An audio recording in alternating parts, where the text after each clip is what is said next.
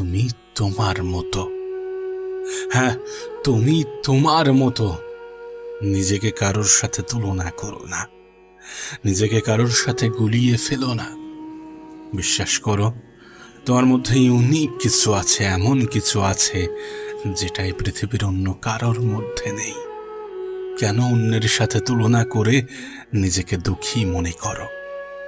কেন অন্যের সাথে তুলনা করে নিজেকে কষ্ট দিয়ে থাকো, নিজেই নিজেকে কষ্ট দিয়ে থাকো? একটা কথা মনে রেখো, মানুষ যখন অন্যের সাথে নিজেকে তুলনা করে, নিজেকে গুলিয়ে ফেলে, তখন নিজেকে ছোট ভাবতে শুরু করে। কারণ মানুষ সবসময় তাদের সাথেই নিজেকে তুলনা করে যারা তার থেকে একটু এগিয়ে আছে। আমরা তাদের সাথেই নিজেকে তুলনা করি যারা আমাদের থেকে একটু এগিয়ে আছে।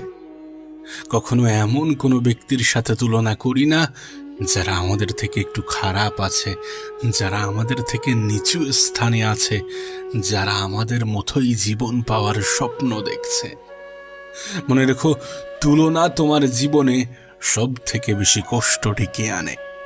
তুলনা তোমার সব থেকে বেশি দুঃখের কারণ হয়ে থাকে। তুমি ইউনিক। হ্যাঁ, তুমি ইউনিক। তোমার মতো এই পৃথিবীতে দ্বিতীয় কেউ নেই। উপরওয়ালা সকলকে ইউনিক ভাবে বানিয়েছেন। নিজেকে চেনার চেষ্টা করো, নিজেকে বোঝার চেষ্টা করো। জানো একজন মানুষের জীবনের সব থেকে প্রথম সফলতা কি? অবশ্যই নিজেকে চিনতে পারা। তাই তোমার কাছে অনুরোধ করব, নিজেকে চেনার চেষ্টা করো। আর নিজেকে চেনার জন্যে নিজের সাথে সময় কাটাতে হবে, নিজের সাথে সময় অতিবাহিত করতে হবে। তাই কিছুটা সময় নিজের সাথে অতিবাহিত করো। এখনো সময় আছে, এখনো সুযোগ আছে। এই সময়টাকে হেলাই হারাও না।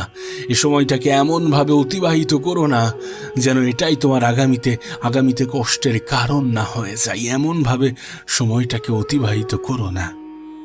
আমি একটা কথা প্রায়ই বলি যে সময়ের থেকে বড় কোনো সম্পদ হয় না।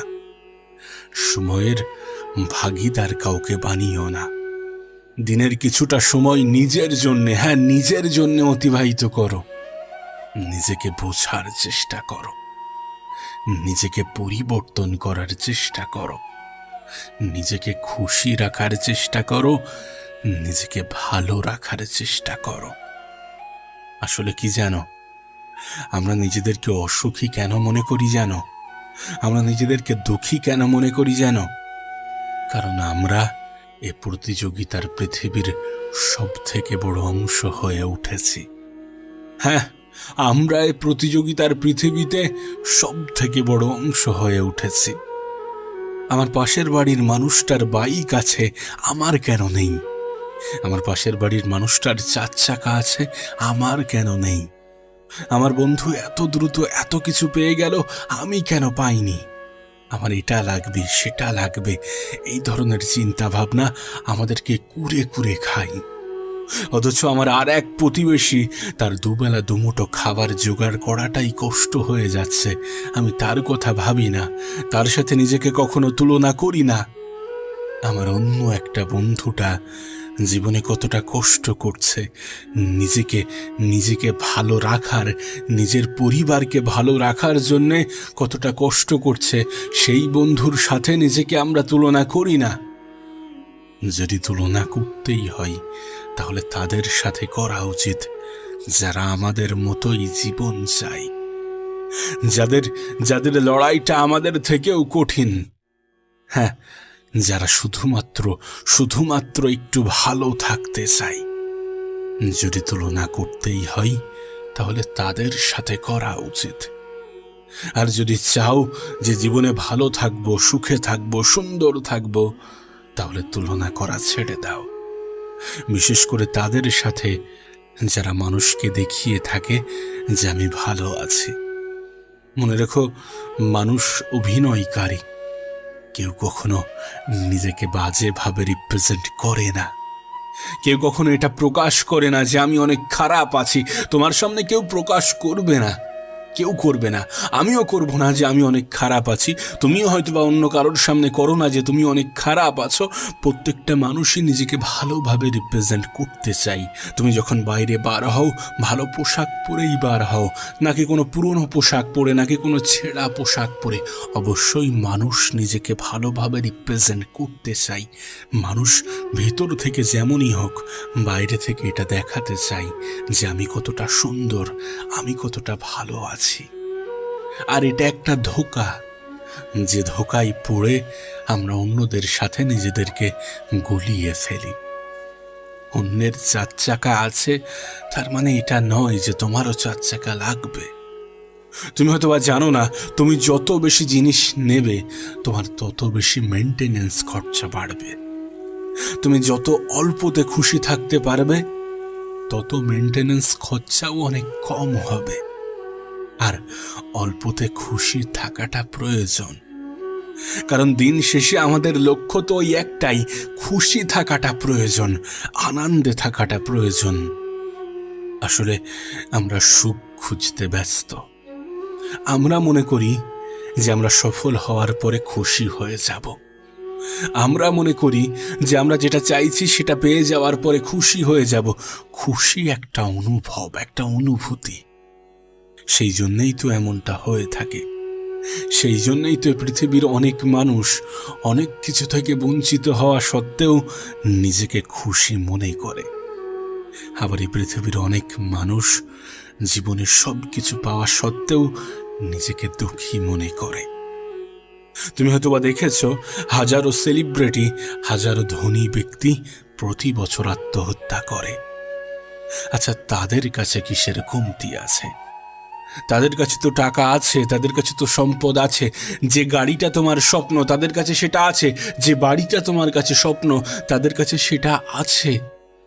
যে জীবন তারা চেয়েছিল তারা সেটা পেয়েছে। এরপরেও কেন মানুষ আত্মহত্যার মতো সিদ্ধান্ত নিয়ে থাকে? কারণ সেটাই প্রকৃত সুখ নয় যেটা আমরা ভাবছি। এটাই আমাদের ধারণাকে ভুল প্রমাণ করে। এটাই প্রমাণ করে যে তোমার 5 তলা বাড়ি, বড় মার্সিডিজ গাড়ি, এগুলো তোমার সুখ ডিসাইড করে না। তোমার আইফোন কখনোই তোমার সুখ ডিসাইড করে না।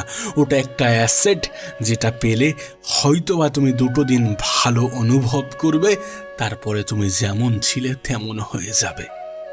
আসলে মানুষ শো অফ করতে ভালোবাসে। আমরা মনের অজান্তেই এটা ভালোবাসি যে মানুষ দেখবে আমার কাছে এটা আছে, মানুষকে দেখাতে হবে আমার কাছে এটা আছে। তোমার কাছে যেটা আছে সেটা অনেক কিছু নয় কি? সেটা থেকেই তো এই পৃথিবীর কোটি কোটি মানুষ বঞ্চিত। মনে রেখো, মানুষের জন্য সব থেকে দামি জিনিস কি জানো? সুস্থতা। হ্যাঁ, তুমি যদি সুস্থ থাকো তাহলে তোমাকে দুঃখী অনুভব করা উচিত নয়। আর যদি তোমার টেনশন, যদি তোমার দুশ্চিন্তা অর্থ হয়ে থাকে, তাহলে তোমাকে বলতে চাই সেই জিনিস নিয়ে কখনো টেনশন করা উচিত নয়, সেই জিনিস নিয়ে কখনো দুশ্চিন্তা করা উচিত নয় যেটা হারিয়ে যাওয়ার পরে দ্বিতীয়বার অর্জন করা যায়। হ্যাঁ, যেটা হারিয়ে যাওয়ার পরে দ্বিতীয়বার অর্জন করা যায়, সেটা নিয়ে অন্তত টেনশন করা উচিত নয়। তাই টেনশন করো না, কখনোই টেনশন করো না, কখনোই দুশ্চিন্তা করো না। মনে রেখো, তুমি ইউনিক, তোমার মধ্যে ইউনিক কিছু আছে। অর্থ চলে গেলে দ্বিতীয়বার অর্জন করা যায়, টাকা চলে গেলে দ্বিতীয়বার অর্জন করা যায়। মনে রেখো, মানুষ চাইলে সব কিছু পারে, শুধু মানুষ চাইতে ভয় পায়। উপরওয়ালার কাছে চাও, অভিযোগ করা ছেড়ে দাও। অভিযোগ করতে আমরা অধিক পছন্দ করি, কিন্তু অভিযোগ করাটা আমাদের সাজে না এই কারণ তিনি মেহনতশীল ব্যক্তিদের কখনো নিরাশ করেন না। তোমাকে আমাকেও করবে না। চেষ্টা তো করে দেখো, পরিশ্রম তো করে দেখো, নিজের তরফ থেকে সম্পূর্ণটা দিয়ে তো দেখো।